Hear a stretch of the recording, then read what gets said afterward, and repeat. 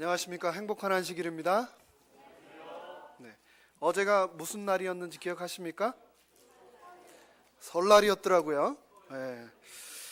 작심 삼일 하신 분들은 다시 한번 새해 결심을 할 수 있는 좋은 세컨 찬스라 생각을 하십니다. 네. 올 한 해 하나님 뜻 안에서 계획하신 일들이 성실하게 열매 맺기를 바랍니다. 다 함께 예배 시작하기 전에 일어나셔가지고 새해 복 많이 받으시라고 서로 인사하는 시간 잠시 갖겠습니다. 앞으로 뒤로 또 좌우로 계신 분들과 함께 새해 인사 나누시고 함께 하나님의 말씀 나누겠습니다.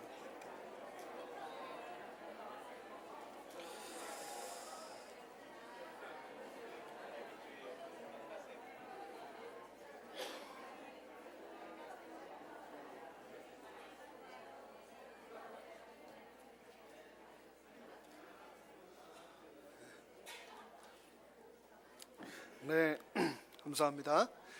오늘 이 시간은 선교회 시간입니다. 특별히 여성 선교회 시간인데 저에게 이제 할애를 해주셨습니다. 그래서 제가 여성에 관한 설교를 하고자 합니다. 근데 먼저 말씀을 드리기 전에 퀴즈를 하나 드리도록 하겠습니다. 아마 제 생각에는 여러분들이 다 답을 쉽게 맞추실 것 같아요. 세상에서 가장 행복한 여자가 누군지 아십니까? 네, My wife 말고 또 다른 여자가 하나 있는데 세상에서 가장 행복한 여자는 하와랍니다. 하와. 왜 그런지 아십니까? 이유가 중요합니다. 왜 하와가 가장 행복한 여자였는가? 시어머니와 시누이가 없었기 때문에 세상에서 인류 역사상 가장 행복했던 여자가 바로 하와다라고 하는 얘기를 제가 들었습니다. 오늘은 누가복음 10장 38절로 42절을 본문으로 이곳에 등장하는 두 여인의 이야기를 저희가 함께 묵상하겠습니다. 성경 본문 누가복음 10장 38절로 42절의 말씀을 다 함께 읽도록 하겠습니다. 38절입니다. 네, 누가복음 10장 38절로 42절의 말씀 다 함께 읽겠습니다. 저희가 시작. 저희가 길 갈 때에 예수께서 한 촌에 들어가심에 마르다라 이름하는 한 여자가 자기 집으로 영접하더라.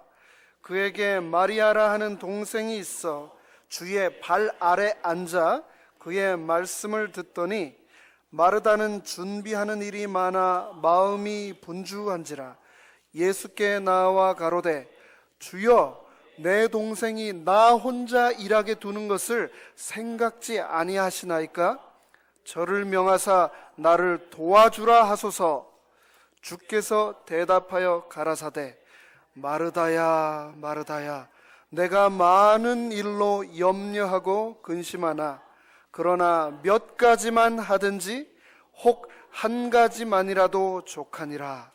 마리아는 이 좋은 편을 택하였으니 빼앗기지 아니하리라 하시니라.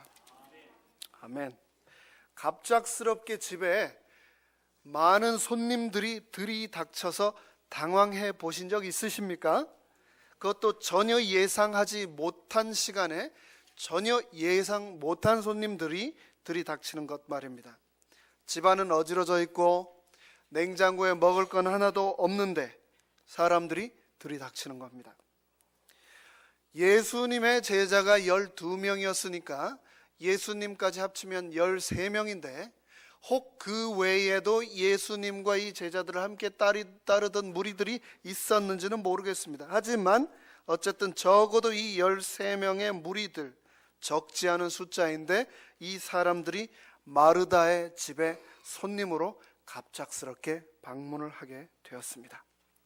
먼저 옛 히브리 예법에 따르면 손님이 오시면 제일 먼저 손과 발을 닦을 물과 수건을 내놓아야 합니다. 우물에 가서 불이 나게 물을 길러오고 물동이와 바가지를 챙기고 수건을 챙기느라 정신이 없는데 그와 함께 동시에 머릿속으로 마르다는 최소한 이 15명의 허기진 장정들을 어떻게 먹일 것인가, 머릿속으로는 복잡하고 마음은 심히 무거웠을 것입니다.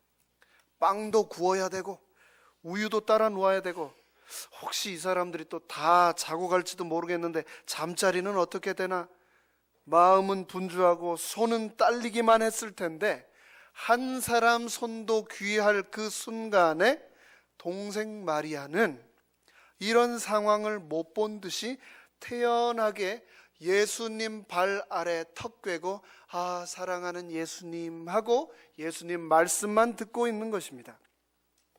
보다 못해서 이 언니가 예수님께 이렇게 말합니다. 예수님, 저기 동생 마리아 좀 이리 보내서 예수님과 제자들을 위해서 제가 식사 준비하고 있는데 좀 도우라고 말 좀 해주세요. 그랬더니 예수님의 대답이 오히려 마리아를 감싸고 도는 겁니다.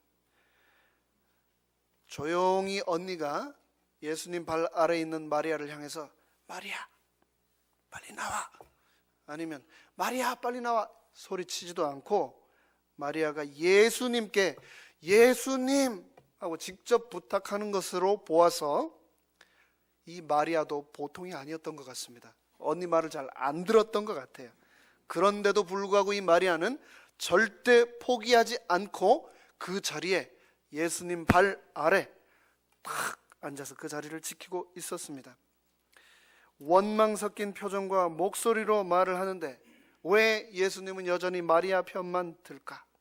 마리아가 무슨 생각을, 마르다가 무슨 생각을 했을지 선합니다.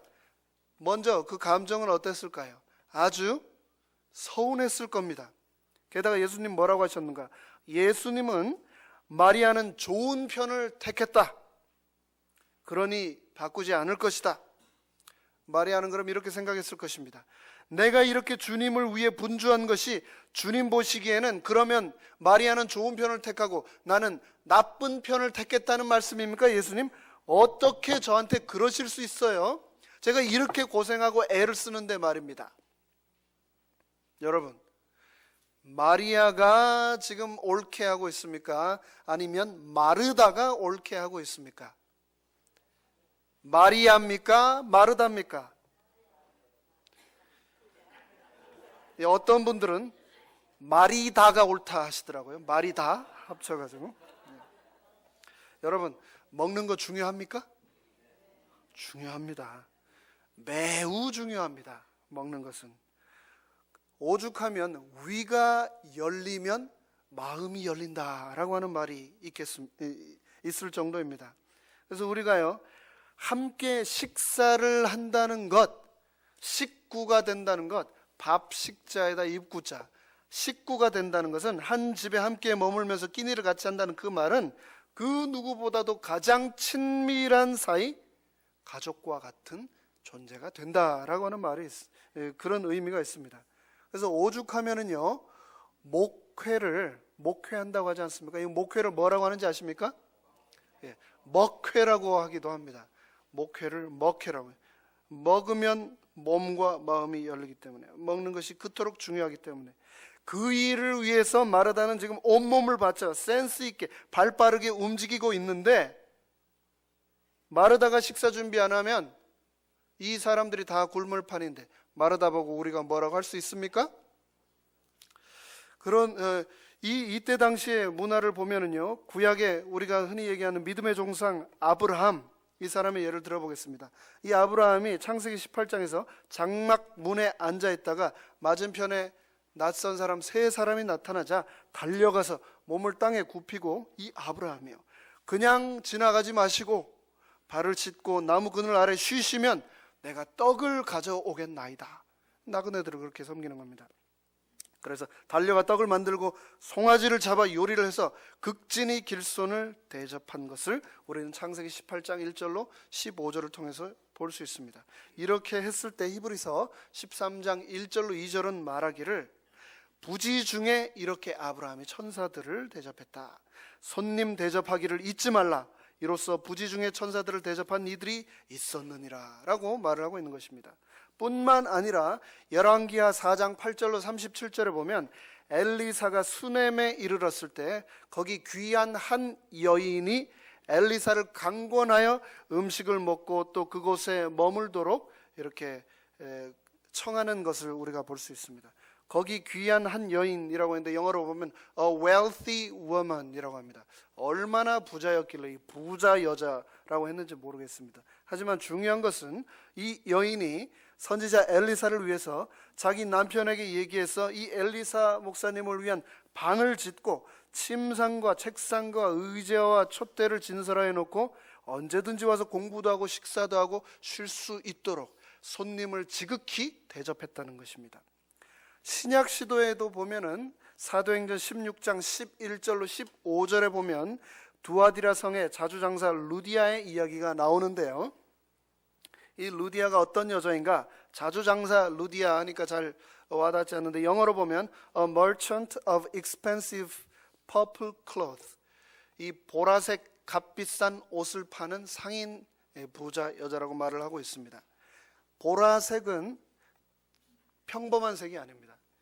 귀족, 왕족, 부자들이 입는 그런 색입니다.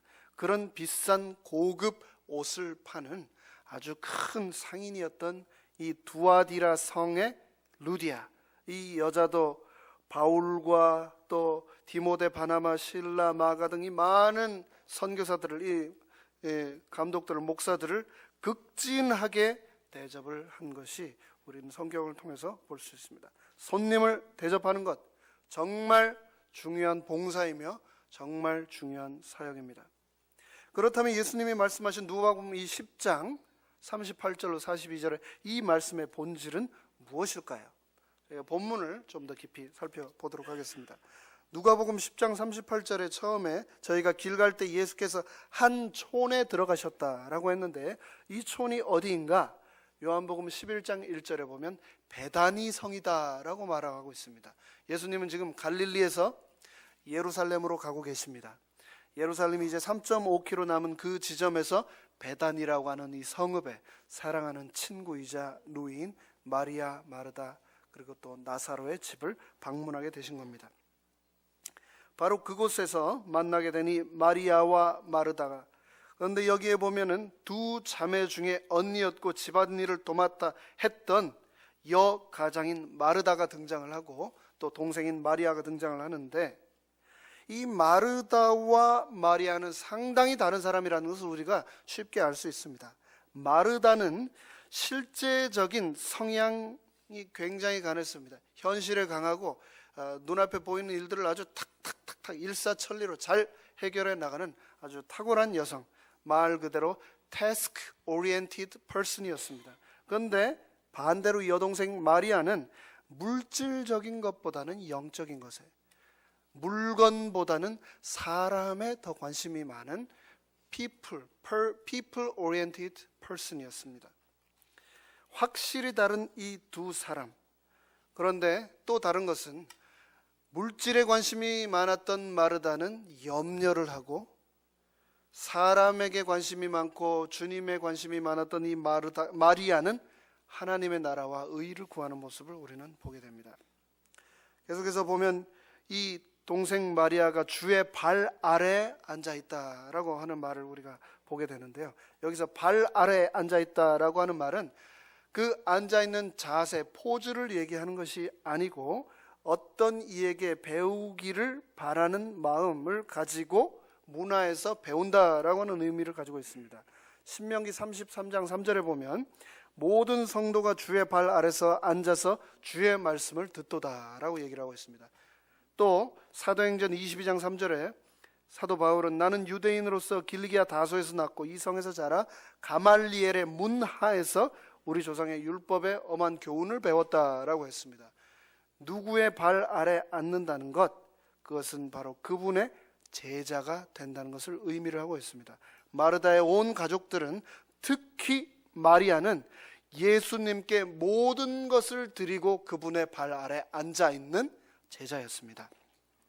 그런데 40절에 보면 마르다는 준비하는 일이 많아 마음이 분주한지라 라고 얘기를 했습니다.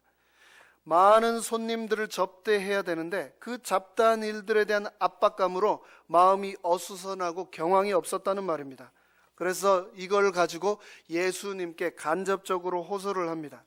그런데 예수님께 얘기하고 있는 이 마르다는 마리아만 혼내달라고 일하도록 불러달라고 한 것이 아니고 그 말을 함과 동시에 예수님께도 원망을 하고 있습니다. 나 혼자게 일하게 두는 것을 생각지 아니하시나이까? 저 혼자 일하는데 예수님은 괜찮으세요? 저 혼자 계속 이렇게 고생했으면 좋겠습니까? 왜 저를 이렇게 내버려 두세요? 하고 예수님께 원망을 하고 있는 것입니다.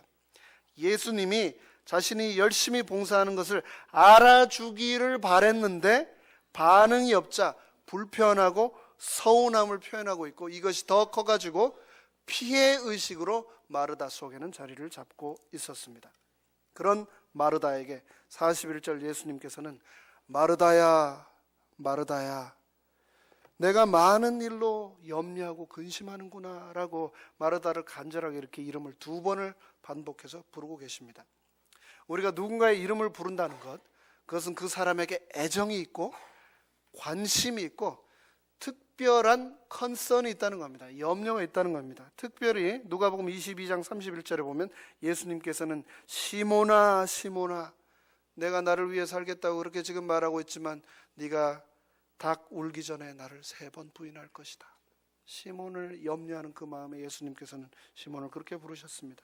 또 사도행전 9장 4절에서 다메섹 도상에서 그리스도인들을 핍박하러 가던 사울에게 땅에 엎드러져 들음에 소리써 가라사대 사울아 사울아 어찌하여 내가 나를 핍박하느냐라고 예수님께서는 사울을 또 애처로운 마음으로 부르고 계십니다.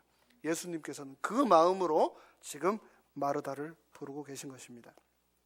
마르다야 마르다야, 내가 많은 일로 염려하고 근심하고 있구나.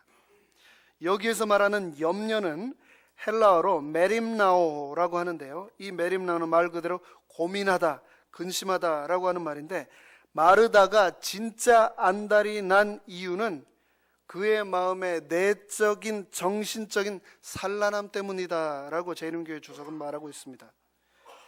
염려는 하나님의 말씀에 대한 집중력을 흐트러뜨립니다. 염려를 너무 하면 하나님의 말씀에 집중을 할 수가 없게 됩니다. 그래서 염려하지 말라고 하셨는데, 마르다는 지금 생명의 말씀이신 예수님을 눈앞에 두고 염려와 근심함으로 예수님께 지금 집중하지 못하고 있는 것입니다. 그런 마르다에게 마태복음 6장 25절에 그러므로 내가 너희에게 이르노니 목숨을 위하여 무엇을 먹을까 무엇을 마실까 몸을 위하여 무엇을 입을까 염려하지 말라라고 예수님은 말씀하고 있는 것입니다. 마태복음 6장 31절은 계속해서 말하기를 그러므로 염려하여 이르기를 무엇을 먹을까 무엇을 마실까 무엇을 입을까 하지 말라. 너희는 먼저 무엇을 구하라고요? 그의 나라와 그의 무엇을요? 의를 구하라. 그리하면 이 모든 것을, 너희의 염려와 근심을 넘어서 이 모든 것을 너희에게 더하시리라. 이렇게 약속을 주고 계신데도 마르다는 온통 염려와 근심의 먹구름 아래 쌓여 있었습니다. 그런 마르다에게 42절 예수님은 이렇게 말씀하십니다. 그러나 몇 가지만 하든지 혹 한 가지만이라도 족하니 그 한 가지를 선택하고 모든 근심과 걱정을 버려라. 일전에 드렸던 18장 22절에 나왔던 한 부자 관원의 이야기 기억하십니까? 단 한 가지가 예수님과 그의 사이를 가로막고 있었습니다. 바로 재물이었죠. 근데 마르다도 똑같습니다. 그 한 가지를 선택하지 못해가지고 지금 예수님과 그녀 사이에 어마어마한 큰 골이 깊이 파져 있는 것입니다. 마르다에게 필요한 한 가지, 그 한 가지를 선택하라고 예수님께서는 말씀하고 계십니다. 마리아는 이 좋은 편을 택하였으니 빼앗기지 아니하리라. 우리가 쉽게 생각하기에 예수님과 제자들이 집으로 초청되어 들어오자 마리아가 아무 생각 없다가 예수님이 앉고 말씀을 시작하시자 그 발 아래 그냥 앉아 있었던 것으로 생각할 수 있습니다. 하지만 42절은 분명히 얘기합니다. 마리아는 이 좋은 편을 선택했다라고 말하고 있습니다. 자신의 의지와 자신의 사고와 자신의 이성을 동원해서 예수님을 선택해서 일부러 그 자리에 앉아 있었던 것입니다. 언니가 싫어하고 언니가 분주하고 언니가 바쁘고 언니가 자신을 미워할지라도 나에게는 예수님의 말씀이 가장 중요하기 때문에 그것을 내가 선택해야 되겠다고 결심을 하고 그 자리에 앉아 있었던 것입니다. 이 본문의 말씀은 선행과 봉사 자체가 잘못되었다고 말하는 것이 결코 아닙니다. 선행, 봉사, 구제하는 것 너무나 중요합니다. 하지만 이 본문에서 더 강조하고 있는 그 단 한 가지, 예수님이 말씀하고 있는 그 한 가지는 무엇인가? 바로 우리 삶의 우선순위가 무엇이냐라고 묻고 계신 것입니다. 내 인생 가운데서 무엇을 선택할 것이냐? 너의 삶이 지금 온전히 균형 잡혀진 채 저 천국을 향하여 가고 있느냐라고 우리에게 질문하고 계신 것입니다. 주님 발 아래서 말씀 듣는 것이 주님 위한 봉사보다도 앞서야 되겠습니다. 봉사는 예배의 열매입니다. 그런데 어떻게 예배 없이 봉사가 가능하겠습니까? 주님 발 아래 앉아서 말씀 듣는 것은 매일매일 우리의 의도적인 선택이지 결코 저절로 되지 않습니다.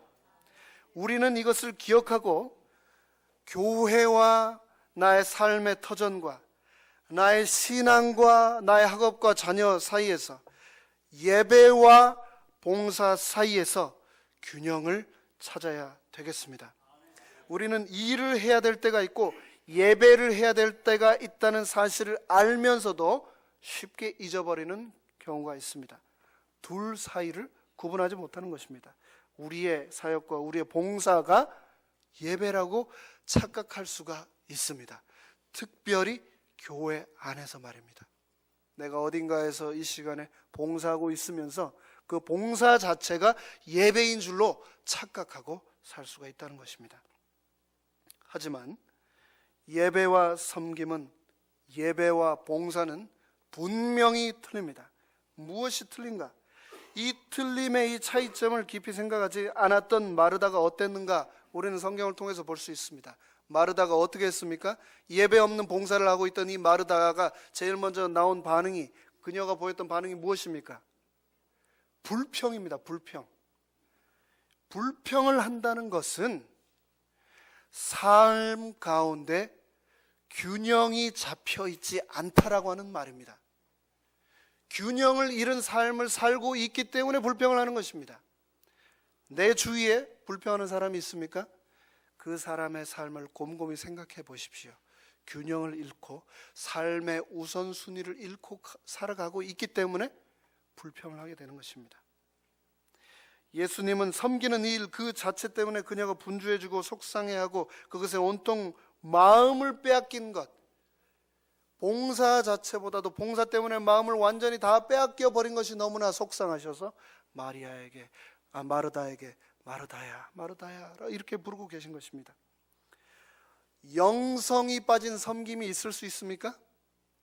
있습니다.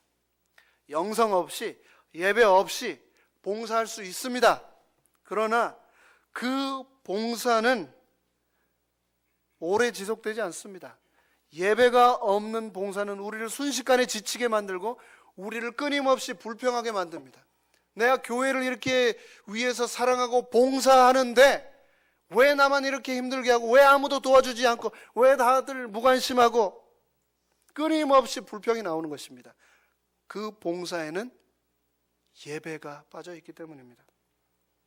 반대로 섬김이 없는 영성, 봉사가 없는 예배 있을 수 있습니까? 있습니다.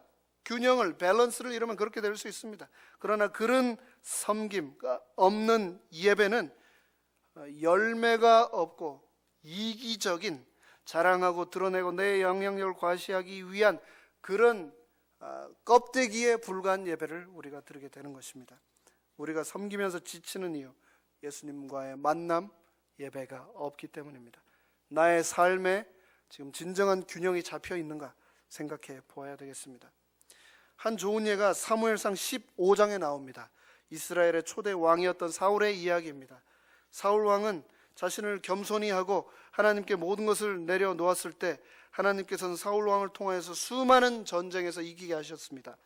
사방에 있는 대적 모압, 암몬, 에돔, 또 소바의 왕들 블레셋을 다 이기게 하셨고 가는 곳마다 전쟁에서 승리하게 하셨습니다. 그때 하나님께서 사무엘에게 말씀하십니다. 아말렉이 이스라엘에게 행한 그 모든 죄악을 이제는 갚도록 해주겠다. 가서 아말렉 족속을 치라 라고 말씀을 내리셨습니다. 아말렉은 누구의 자손입니까? 에서의 자손입니다. 그들이 이스라엘 백성들이 이집트에서 가나안으로 출애굽할 때 가장 괴롭혔던 민족이 바로 이 아말렉 족속입니다. 그들에게 원수를 갚고 그들을 완전히 제거할 수 있는 기회를 하나님께서는 사울에게 허락하셨던 것입니다. 하나님께서는 아말렉을 쳐서 그들의 모든 소유를 하나도 남기지 말고 다 진멸하라고 하셨는데 사울은 그곳에서 너무나 보기 좋고 기름진 소와 양들을 죽이지 않고 끌고 옵니다. 그 모습을 보고 사무엘 선지자가 왕이시여 왜 하나님의 말씀에 순종하지 않고 이것들을 그대로 가지고 왔습니까? 그러자 사울은 이렇게 얘기합니다. 당신의 하나님 여호와께 제사하려고 양과 소의 가장 좋은 것을 제가 가져왔습니다. 사무엘 선지자는 이렇게 말합니다. 어찌하여 왕은 여호와의 목소리에 청종하지 아니하시나이까? 그러면서 15장 22절에 이렇게 얘기하고 있습니다. 순종이 무엇보다 낫고요? 제사보다 낫고 듣는 것, 우리 여호와의 말씀을 듣는 것, 예배 드리는 그것이 수양의 기름보다 낫다라고 말씀을 하였습니다. 사울 왕처럼 내 마음대로 순종하지 않고 내 뜻대로 제사 드리고 계시진 않습니까? 봉사라고 하는 제사, 사역이라고 하는 제사로 말입니다. 그러나 하나님께서는 그러한 순종보다도 제사를 우리에게 원하고 계십니다. 말씀이신 예수 그리스도에게 집중해서 사는 것, 그 한 가지에 집중해서 사는 것, 그것에 삶의 우선순위를 두고 사는 것, 그것이 바로 예수님께서 마르다에게 원하시는 것이었습니다. 물론 봉사 그 자체가 굉장히 나름대로 가치가 있고 소중합니다. 봉사가 얼마나 많은 세상을 아름답게 하는지 우리가 잘 알고 있지 않습니까? 하지만 이 봉사와 예배는 틀립니다. 예배와 봉사는 틀립니다. 경상도 총각이 예쁜 서울 아가씨와 결혼을 했습니다. 그런데 깨가 쏟아지는 이 신혼생활을 하던 중 어느 날 국수를 삶아 먹다가 부부싸움을 하게 되었습니다. 그 이유는 신부는 국수라고 하는데 신랑은 뭐라고 해요?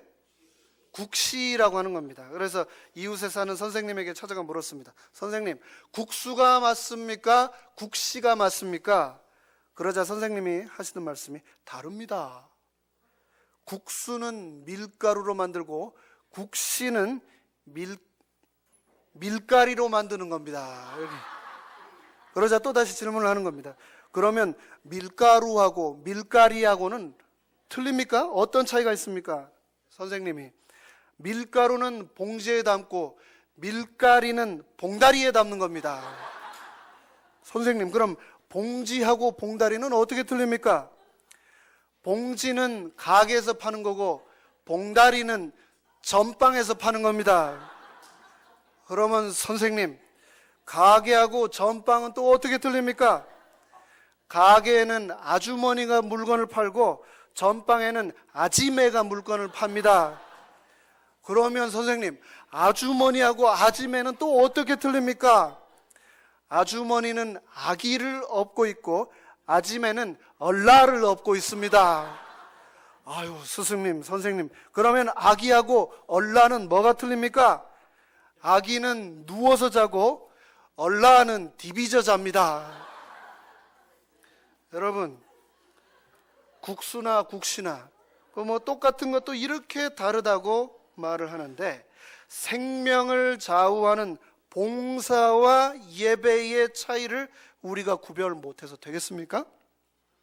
봉사, 가치 있는 일입니다. 귀한 일입니다. 우리가 꼭 해야 될 일입니다. 하지만 이 봉사가 줄 수 없는 것이 있습니다.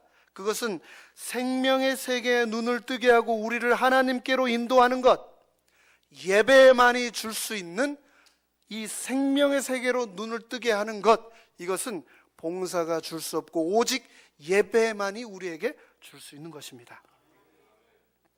이 자리에 계신 많은 여성 여러분, 특별히 늘 보이지 않는 곳에서 수고하시는 우리 여집사님들, 그리고 또 여성 선교회 여러분, 여러분들의 봉사에 너무나 깊은 감사를 드립니다. 이 시간 여러분께서 하시는 그 모든 봉사 이전에 참된 예배자가 되셔서 능력 있는 봉사를 하게 되시기를 간절히 바랍니다. 그래서 가시는 걸음마다, 내미는 손길마다 하나님의 능력이 함께 하시기를 바랍니다. 이 자리에 앉아 계신 여러 장로님들, 교회의 책임을 지고 미래를 이끌어가는 이 교회 사역의 주역들이십니다. 여러분들께서 그 모든 일에 앞서서 참된 예배자로서 여러분들의 사역과 섬김의 능력이 더하여지시기를 간절히 축원합니다. 근본에 충실하지 못하면 우리의 봉사는 힘을 잃게 되고 나 자신의 영성까지도 파괴할 수 있다는 것을 우리는 기억해야 되겠습니다. 누가복음 10장에서 예수님은 정말 믿기 어려울 만큼 이렇게 얘기하고 있습니다. 쳇바퀴 돌듯 사는 삶으로부터 마르다야, 좀 자유로워져라. 다 내려놓아라. 중요한 것 안다.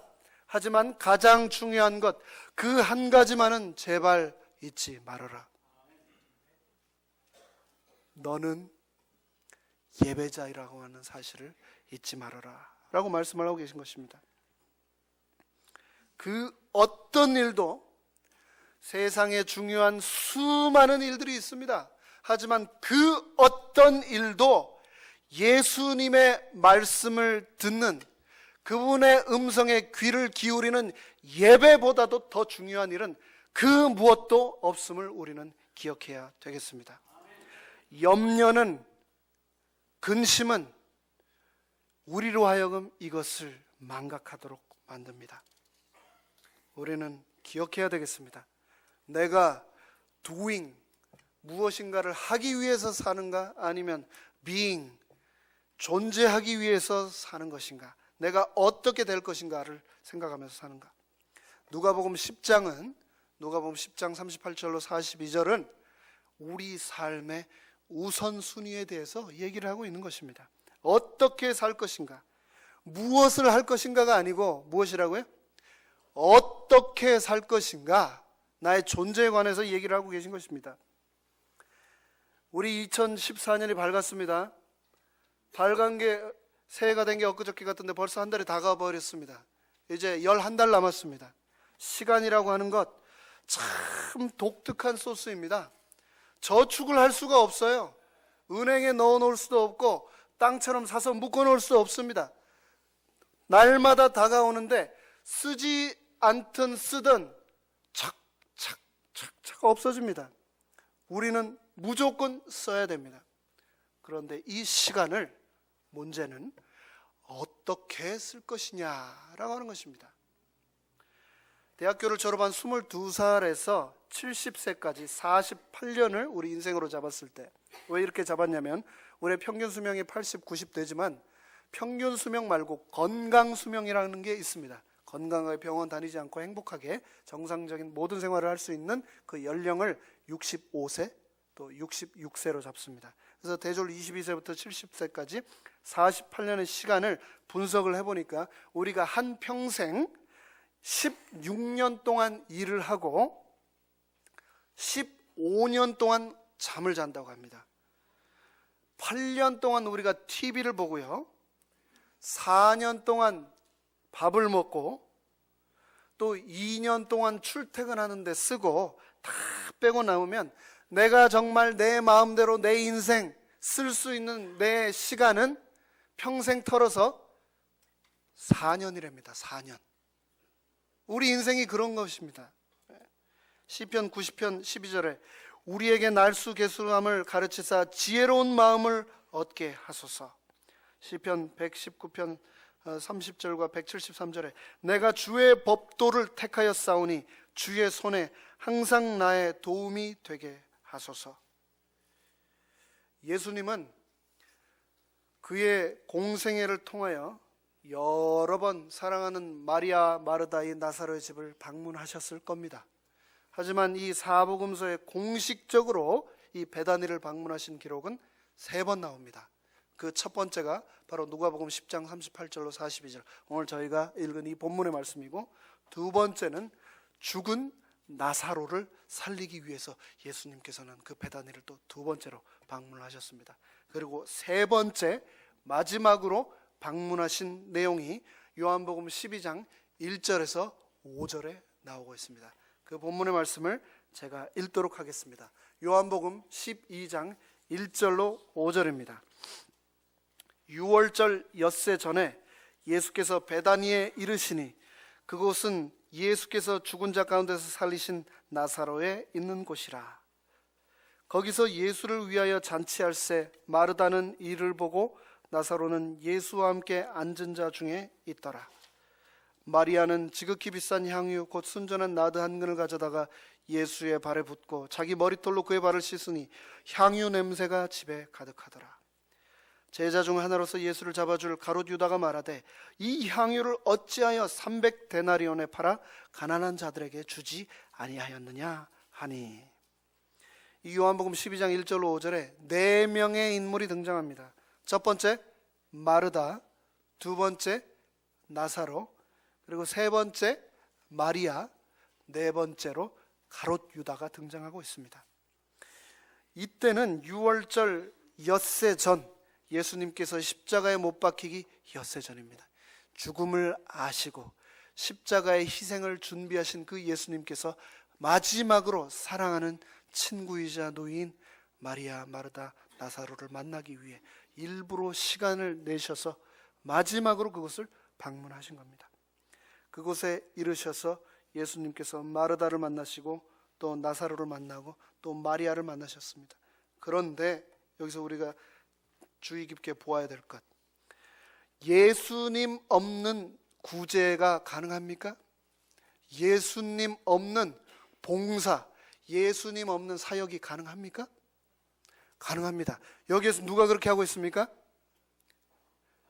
가롯 유다가 지금 뭐라고 하고 있습니까? 마리아가 향유 순전한 나드 한 근을 예수님께 붓고 머리털로 씻기는 그 모습을 보고 가롯 유다가 뭐라고 하고 있습니까? 이 향유를 어찌하여 낭비하느냐?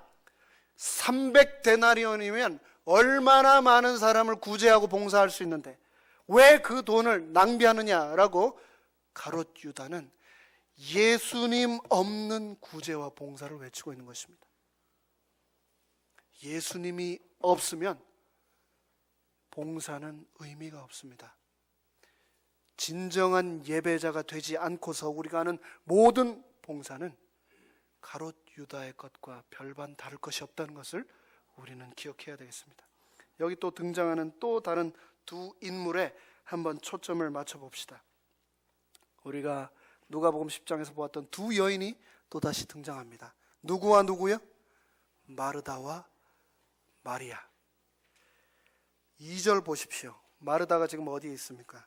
거기서 예수를 위하여 잔치할새 마르다는 이를 보고. 마르다가 여전히 예수님 발 아래 있지 못하고 무엇을 하고 있습니까? 분주하게 일을 하고 있는 것입니다. 또 다른 여인 마리아는 무엇을 하고 있습니까? 지극히 비싼 향유 곧 순전한 나드 한 근을 가져다가 예수의 발에 붓고 자기의 머리털로 눈물로 예수의 발을 씻으며 그분의 참된 제자로서 그분의 장례를 준비하며 그의 모든 것을 지금 바치고 있습니다. 바로 그 순간 여전히 마르다는 어디에 있었습니까? 분주하게 손님 치르고 있었던 것입니다. 내가 예수님 발 아래 무릎 꿇고 앉겠다고 날마다 순간마다 결심하지 않으면 예수님이 돌아가시는 그 순간까지 우리는 결코 바뀔 수 없음을 기억해야 할 것입니다. 예배자는 저절로 되는 것이 아니고 나의 결심과 나의 선택으로 된다는 것을 우리가 기억해야 되겠습니다. 참 예배자로 살기로 선택하시고 참 예배자로 살기로 결심하셔서 나의 삶이 언제나 예수님의 발 아래 있게 되시기를 간절히 바라면서 말씀을 마치겠습니다. 감사합니다.